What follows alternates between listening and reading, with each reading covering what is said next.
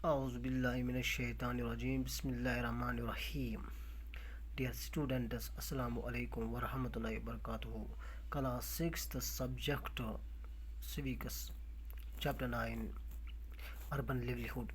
پیارے بچوں، اس میں جو آج کا ہمارا ٹاپک ہے وہ ہے بچوں مانجی اے سائیکل رکشا پلر. آج میں بچوں مانجی کی سٹوری پڑھنی ہے جو کہ ایک سائیکل رکشا ہے، یعنی سائیکل رکشا چلاتا تھا. اسی کی سٹوری آج ہمیں پڑھنی ہے. بچوں مانجی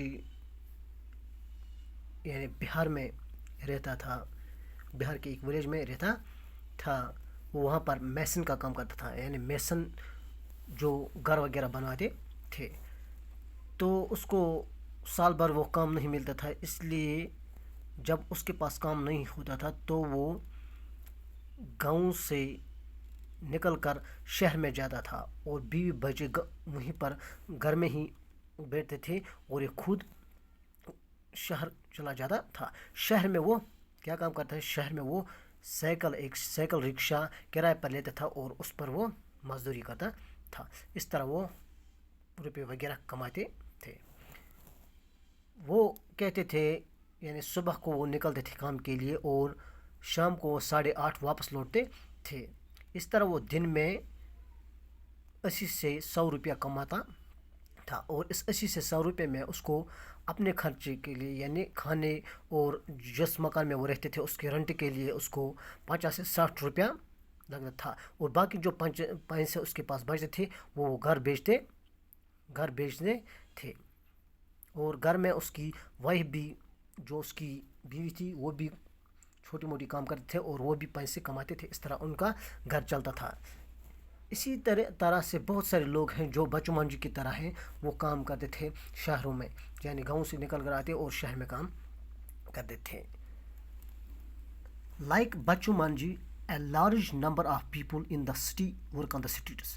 جس طرح بچوں مانجی ہے اسی طرح بہت سارے لوگ ہوتے ہیں سٹی میں جو فٹ پاتھس پہ آتے تھے، یعنی اسٹریٹس پہ آتے تھے اور کام کرتے تھے. اسی طرح یعنی ونڈرز کا کام کرتے تھے، جیسے سبزیاں وغیرہ بیچتے تھے، اس طرح کے کام کرتے تھے. In a survey of Ahmedabad city, it was found that 12% of all the workers in the city were people working on the streets.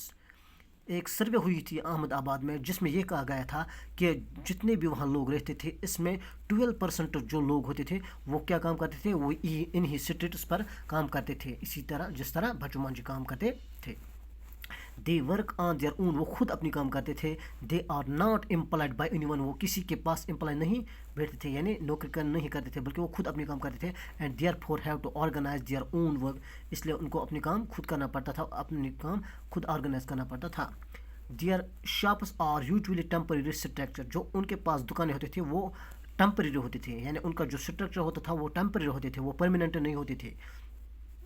وہ ریڈیاں وغیرہ لگاتے تھے، اسی طرح کے ان کے شاپ ہوتے تھے.